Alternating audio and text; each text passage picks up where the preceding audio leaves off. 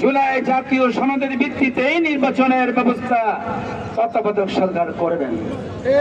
এরপর কথা হচ্ছে, আমরা আশা করি আগামী নির্বাচনে উভয় কক্ষে ফেয়ার পদ্ধতি চালু করতেই হবে।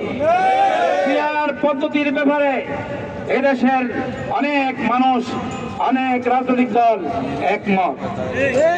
আমরা দেখেছি, যদি মানুষকে সুখ দিতে হয়, শান্তি দিতে হয়, ভোটের অধিকার দিতে হয়, ফেয়ার পদ্ধতি ছাড়া বিকল্প কোনো রাস্তা নাই। সম্মানিত ভাই সব, আজকে আমরা পরিষ্কার ভাষায় জানা যেতে চাই, উভয় কক্ষে জাতীয় নির্বাচনে আগামীতে ফেব্রুয়ারিতে যে নির্বাচন অনুষ্ঠিত হবে, সেই নির্বাচনে উভয় কক্ষে ফেয়ার পদ্ধতি চালু রাখতেই হবে।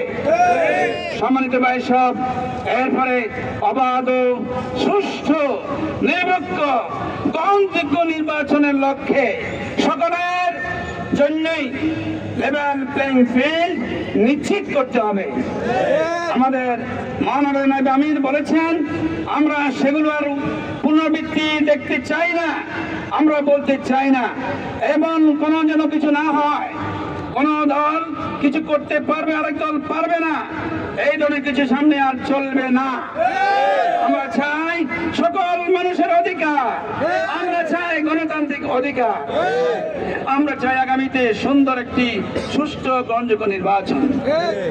সম্মানিত ভাই সব, সরকারের যে জুলুম, অত্যাচার, অবিচার, গণহত্যা যা কিছু করেছিল আমাদের উপরে, এই দেশের উপর, জাতির উপর, সেইগুলোর বিচার এখন পর্যন্ত হয় নাই।